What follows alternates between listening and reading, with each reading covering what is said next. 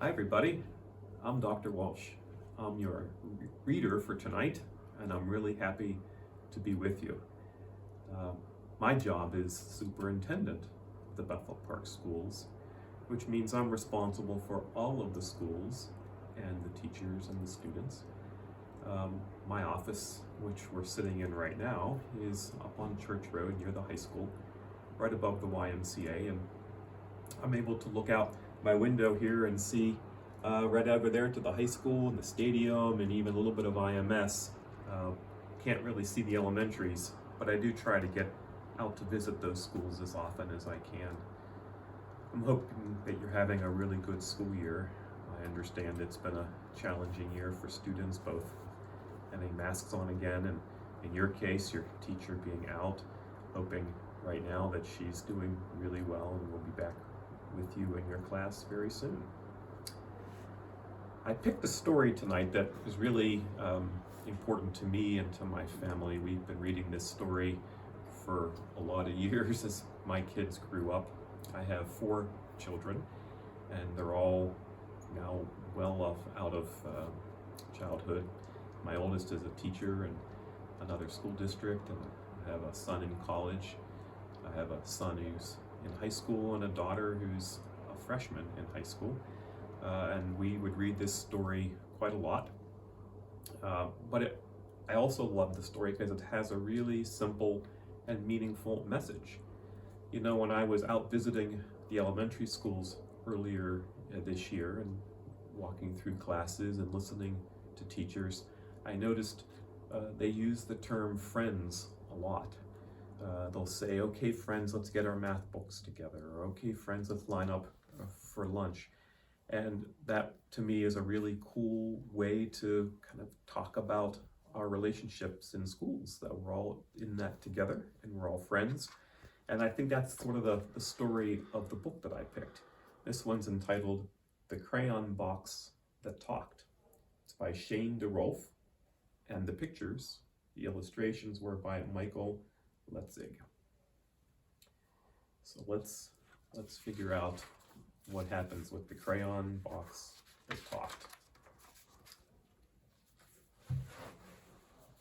While walking in a toy store the day before today,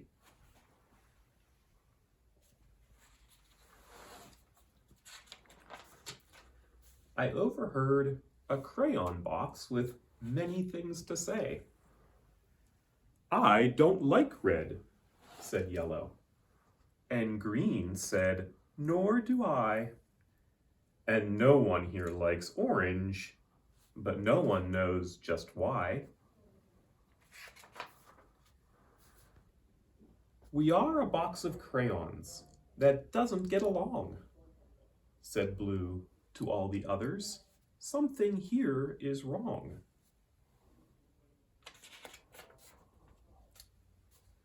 Well, I bought that box of crayons and took it home with me and laid out all the colors so the crayons could all see.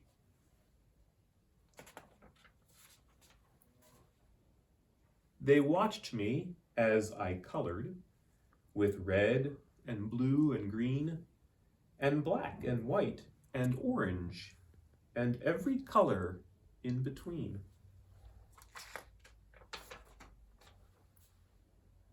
They watched as green became the grass and blue became the sky. The yellow sun was shining bright on white clouds drifting by. Colors changing as they touched, becoming something new. They watched me as I colored. They watched till I was through.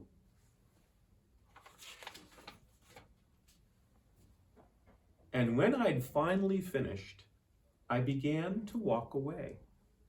And as I did, the crayon box had something more to say. I do like red, said Yellow, and Green said, so do I. And Blue, you were terrific, so high up in the sky.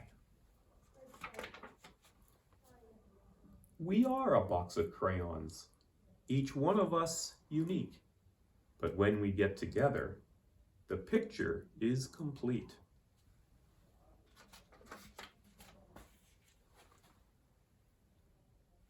And as I said at the beginning, really love reading this story with my kids because they're all very different. They're all unique and bring something distinctive to the family, just like you do in your class, bringing unique personalities and skills, strengths and likes to the class, and together you make a great box of crayons as a fourth grade group there. So I hope you have a pleasant evening. Thanks for joining me tonight, and everybody have a great rest of your school year.